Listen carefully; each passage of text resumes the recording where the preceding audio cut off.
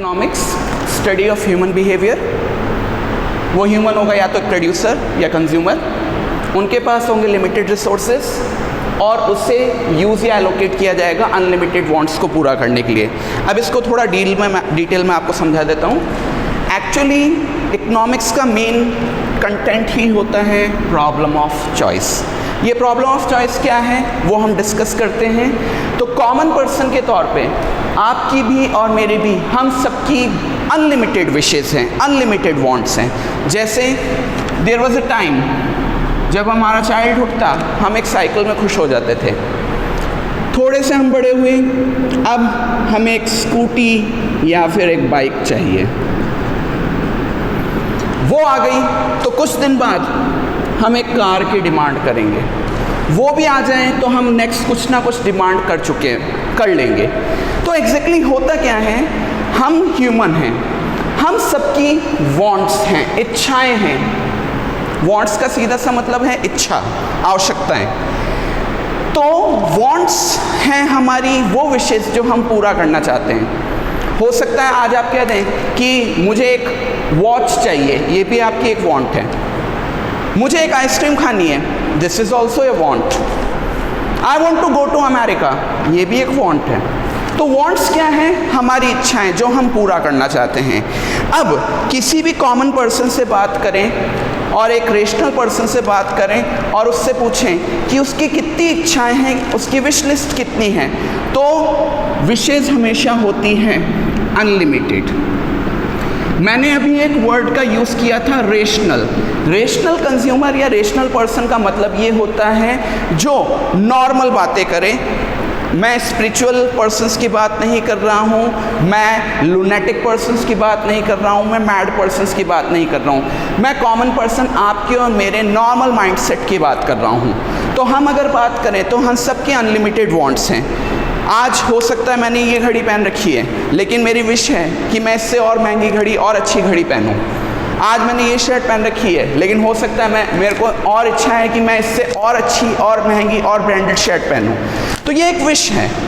तो विशेस कभी ख़त्म नहीं होती है। विशेस का सबसे बड़ा इम्पॉर्टेंट थिंग है कि विश या वांट्स जो होती है वो कभी ख़त्म नहीं होती है। और इसका एक बहुत सिंपल सा एग्जांपल लेते हैं कि इवन कोई पर्सन अगर डेथ बेड पे भी होता है या अगर इवन हमारे यहाँ क्रिमिनल प्रोसीजर्स जो चलते हैं और उसमें भी अगर कोई particular person execution, capital execution के लिए जाता है, तो जाने से पहले उससे एक बार पूछते हैं आपकी आखिरी विश क्या है।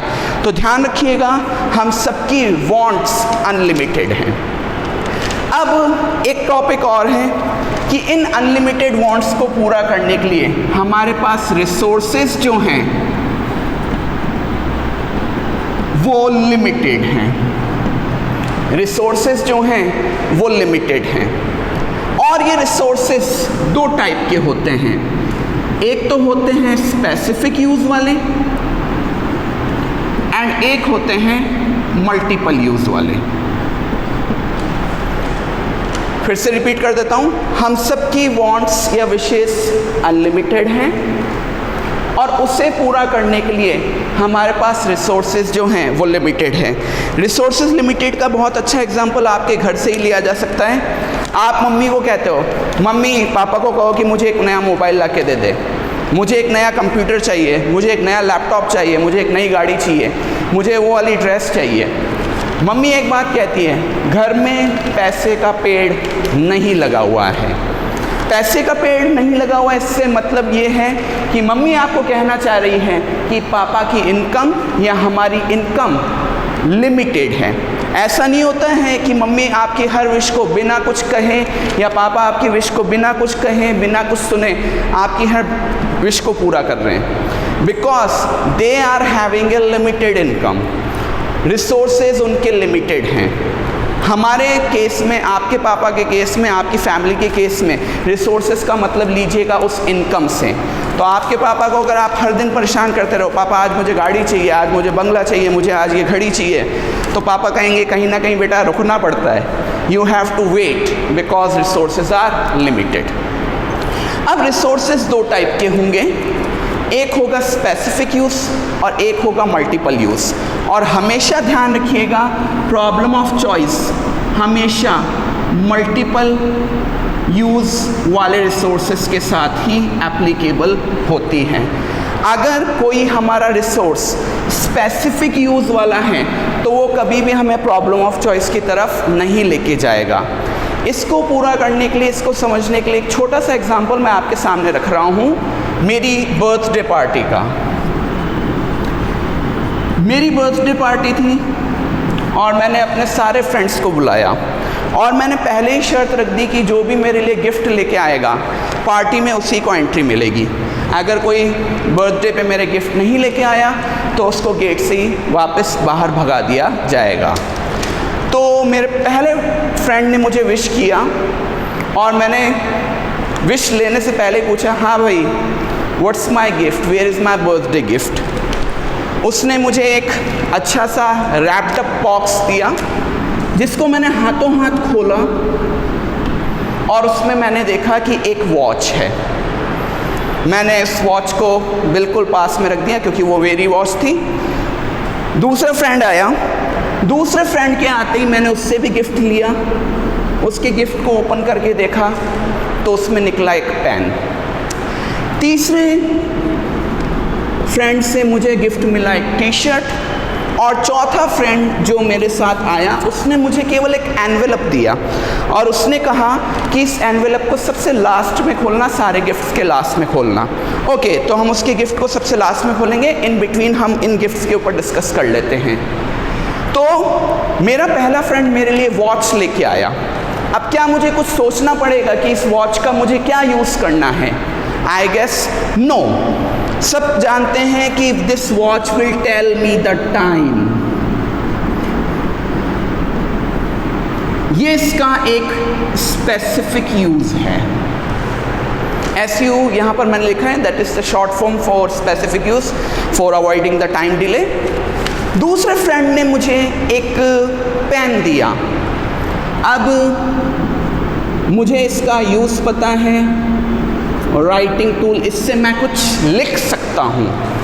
दैट इज स्पेसिफिक या specialised use of a pen. तीसरे फ्रेंड ने मुझे एक टी शर्ट दिया। मुझे पता है कि इसका स्पेसिफिक यूज़ क्या है, टू वियर और to adore. Again specific use. तो जैसे ही मेरे फ्रेंड्स ने मुझे ये 3 गिफ्ट दिए, मुझे यहाँ पर कुछ सोचना नहीं पड़ेगा। I will not thought of their use कि मैं इनका यूज़ क्या करूँगा। जैसे ही मुझे दोस्त ने वॉच दिया, मुझे समझ में आ गया कि इस वॉच को पहन के मैं टाइम देख सकता हूँ। पेन से मैं लिख सकता हूँ, ये एक राइटिंग टूल के तौर पे यूज़ में आ सकता है। और टी शर्ट मेरे लिए वियरिंग एक्सेसरी के तौर पे काम में आएगा। इसको मैं पहन के अच्छे जगह पे विज़िट कर सकता हूँ और अच्छी फ़ोटोज़ क्लिक करवा सकता हूँ। That's a mayor joke. Okay, finally जो मेरा लास्ट फ्रेंड था उसने मेरे को एक एनवेलप दिया था। अब मैं थोड़ा लालची टाइप का पर्सन, मैंने कहा कि इस एनवेलप में क्या होगा। तो यस नो इफ बट सोचते सोचते जब हमने उस एनवेलप को ओपन किया तो उसमें निकले ₹10,000। अब इस 10,000 को देखते ही मेरे दिमाग में बहुत सारी पॉसिबिलिटीज़ रन करने लग गई। वो पॉसिबिलिटीज़ क्या थी कि मैं इससे हो सकता है एक मोबाइल परचेज़ कर लूँ, हो सकता है मैं कोई गेम परचेज़ करना चाहता हूँ वो कर सकता हूँ, हो सकता है मेरी कोई अदर विश है तो मैं वो पूरी कर सकता हूँ, हो सकता है कि मुझे इसको पूरा का पूरा सेव करना है तो सेव कर सकता हूँ, और हो सकता है मैं चाहूँ तो इसको शेयर्स में भी इन्वेस्ट कर सकता हूँ। यानी जैसे ही मेरे सामने मनी आता है, मेरे पास ये डिफरेंट यूजेस, पॉसिबल यूजेस सामने आ जाते हैं। और ये डिफरेंट यूज़ पॉसिबल होते ही मुझे यहाँ पर अब इस मनी को इन यूजेस के बीच में एलोकेट करना पड़ेगा, बांटना पड़ेगा। हो सकता है मैं ये 5 विश पूरी करना चाहता हूँ या 3 करना चाहता हूँ, तो उस 10,000 रुपीज़ को मुझे इन विशेस के बीच में बांटना पड़ेगा, क्योंकि इस 10,000 रुपीज़ के ऑल्टरनेट यूज़ या मल्टीपल यूज़ पॉसिबल हैं। तो हमेशा ध्यान रखिएगा, प्रॉब्लम ऑफ चॉइस उन्हीं रिसोर्सेज के साथ लगेगी जिनके मल्टीपल यूज़ पॉसिबल हैं। अगर रिसोर्स का केवल एक स्पेसिफिक यूज़ पॉसिबल है, तो वहाँ पर प्रॉब्लम ऑफ चॉइस कभी भी नहीं लगेगा। आप देख सकते हैं पेन, टी शर्ट और वॉच के साथ हमने यूज़ किया कि इनका एक स्पेसिफिक यूज़ ही पॉसिबल है, तो यहाँ पर प्रॉब्लम ऑफ चॉइस कभी भी एप्लीकेबल नहीं होगी। जबकि मनी के साथ हमने इतने सारे मल्टीपल यूजेस उठाए हैं, तो इन सब का मल्टीपल यूज़ होने की वजह से यहाँ पर प्रॉब्लम ऑफ चॉइस ज़रूर लगेगी। हमें सोचना पड़ेगा कि हम अपने 10,000 रुपीज़ को किस किस तरीके से यूज़ करें और खर्च करें। तो हमारे प्रोड्यूसर और हमारे कंज्यूमर दोनों के सामने ही ये प्रॉब्लम ऑफ चॉइस परसिस्ट करती है या अपीयर करती है। कैसे, वो मैं आपको बताता हूँ। मान लीजिए आप एक कंज्यूमर हैं। एज ए कंज्यूमर आपकी बहुत सारी विशेज़ हैं और ऑब्वियसली हम उनको अनलिमिटेड विश कहते हैं, क्योंकि विशेज़ कभी ख़त्म नहीं होती हैं। आपकी कोई एक विश पूरी हो जाती है तो आप उससे नेक्स्ट लेवल की विश या अगली विश लेके तैयार खड़े होते हो। और वहीं आपके पास जो रिसोर्सेज हैं वो लिमिटेड हैं। एज ए कंज्यूमर आपके पास जो रिसोर्सेज हैं, मैं उनको नाम दे रहा हूँ आपकी इनकम का। तो हम में से किसी के भी घर पे पैसे का पेड़ नहीं लगा हुआ है, आपके ना मेरे, किसी के भी घर में ऐसा नहीं है कि कोई पैसे का पेड़ है या कोई ऐसा मैजिक बॉक्स रखा हुआ है कि जिसमें हम हाथ डालें और अपने आप पैसे बाहर आ जाएं। नो, हम सबके पास एक लिमिटेड अमाउंट ऑफ मनी है। तो हमें क्या करना होता है, इस लिमिटेड मनी को इन विशेस के बीच में इस तरीके से एलोकेट करना पड़ता है, बांटना पड़ता है, डिवाइड करना पड़ता है कि ज़्यादा से ज़्यादा विशेस पूरी हो और हम सेटिस्फाई फील कर सकें। तो ये कंज्यूमर साइड से है। दूसरा हम बात करेंगे प्रोड्यूसर साइड। तो प्रोड्यूसर की विश होती है मैक्सिमाइजेशन ऑफ प्रॉफिट। प्रोड्यूसर अपने प्रॉफिट्स को मैक्सिमाइज करना चाहता है, ये उसकी अनलिमिटेड विशेस में आता है। कोई भी प्रोड्यूसर अगर प्रॉफिट कमा लेता है तो इसका मतलब ये नहीं है कि बस वो उसी प्रॉफिट पे टिका रहना चाहता है, वो और आगे प्रॉफिट कमाना चाहता है, वो अपने बिजनेस को और बढ़ाना चाहता है। तो उसको हम मैक्सिमाइजेशन ऑफ प्रॉफिट के केस के अंदर पढ़ते हैं, ये उसकी अनलिमिटेड विशेस मानी जाती हैं। वहीं हमारे हर प्रोड्यूसर के पास रिसोर्सेज की एक लिमिट होती है। हमने रिसोर्सेज अभी पढ़े थे, लैंड, लेबर, कैपिटल, एंटरप्रेन्योरशिप। तो ये जो रिसोर्सेज होते हैं हर प्रोड्यूसर के पास, उनकी एक लिमिट होती है। ऐसा कोई भी प्रोड्यूसर नहीं है जो कह सकता है मेरे पास इन्फिनिट अमाउंट है। ऐसा कोई भी प्रोड्यूसर नहीं कह सकता है कि मेरे पास इन्फिनिट लेबर है या इन्फिनिट लेबर फोर्स है या इन्फिनिट लैंड पीस है जिसके ऊपर मैं अपना बिजनेस कर सकता हूँ, या मेरे पास इन्फिनिट एंटरप्रेन्योरशिप है। उसकी एक लिमिट है। तो इन लिमिटेड रिसोर्सेज का यूज़ करके उसको अपने मैक्सिमम प्रॉफिट को अचीव करना होता है। तो इन लिमिटेड रिसोर्सेज को कैसे वो यूज़ आउट करे कि मैक्सिमम प्रॉफिट तक पहुंच सके, ये हमारे प्रोड्यूसर को सोचना पड़ता है। तो इकोनॉमिक्स में यही हमने डिस्कस किया था कि आपके पास लिमिटेड रिसोर्सेज होंगे जिनको आप अलग अलग अनलिमिटेड विशेस के बीच में एलोकेट करेंगे और आपके आगे जाके इसकी डिफरेंट सेट ऑफ थ्योरीज होंगी जो आपको इकोनॉमिक्स में पढ़नी है। इसको मैंने प्रॉब्लम ऑफ चॉइस के साथ यहाँ पर डिस्कस किया है। लेटर ऑन जब हम इकोनॉमिक्स में थोड़ा सा आगे और बढ़ते हैं तो इसी प्रॉब्लम ऑफ चॉइस का डिटेल नेम या स्पेसिफिक नेम इकोनॉमिक प्रॉब्लम के नाम से रख दिया जाता है। अब मैं आपको बोलूं इकोनॉमिक प्रॉब्लम या मैं आपको बोलूं प्रॉब्लम ऑफ चॉइस, दोनों एक ही बात है। I am repeating my word again. Maths economics में अभी हमने जो प्रॉब्लम ऑफ चॉइस पढ़ा जिसके अंदर हमने अनलिमिटेड वांट्स और लिमिटेड रिसोर्सेज की बात की, उसी का दूसरा नाम इकोनॉमिक प्रॉब्लम है। तो प्रॉब्लम ऑफ चॉइस बोले या इकोनॉमिक प्रॉब्लम बोले, that is the same thing. रुकना sir. Okay, so after knowing the meaning of economics, after knowing the meaning of problem of choice and अभी मैंने आपको कंज्यूमर और प्रोड्यूसर की तरफ से प्रॉब्लम ऑफ चॉइस को समझाया था। और प्रॉब्लम ऑफ चॉइस का ही दूसरा नाम मैंने आपको बताया था इकोनॉमिक प्रॉब्लम है। इसके बाद एक छोटा सा टॉपिक है that is called 3 major components of economics. तो today here I am giving you only the names of these 3 components which are the major components of economics, and we will continue the explanation of these components in the next lecture. So 3 major components of economics are: number 1, consumption. Consumption अभी मैंने आपको ऊपर define किया था, अभी हम आगे जब भी इस सेगमेंट को कंप्लीट करेंगे तो उसमें डिटेल कंजम्पशन के बारे में डिस्कस करेंगे। दूसरा मेजर कंपोनेंट होता है प्रोडक्शन, और तीसरा मेजर कंपोनेंट होता है distribution.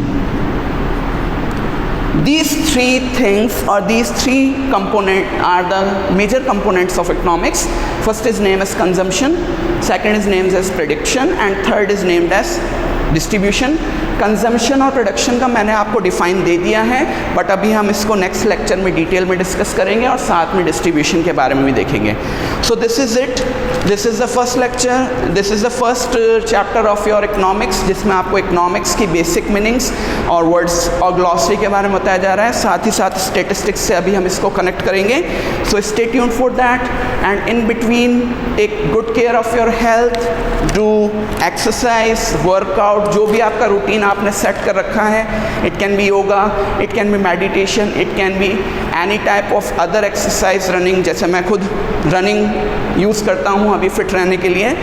So stay fit and please use of technology must be limited. Mobile को मिसयूज़ ना करें, उतना ही करें जितना आपके लिए इम्पॉर्टेंट है। स्पेसिफिकली ऑलरेडी आप ऑनलाइन क्लासेस के वजह से मोबाइल से कनेक्ट बहुत ज़्यादा हो रहे हैं, तो इसका इतना यूज़ भी ना करें कि आपके ऊपर कोई बैड इम्पैक्ट हो। So take care of your good health, and we will continue the same topic in future या नेक्स्ट लेक्चर। Thank you.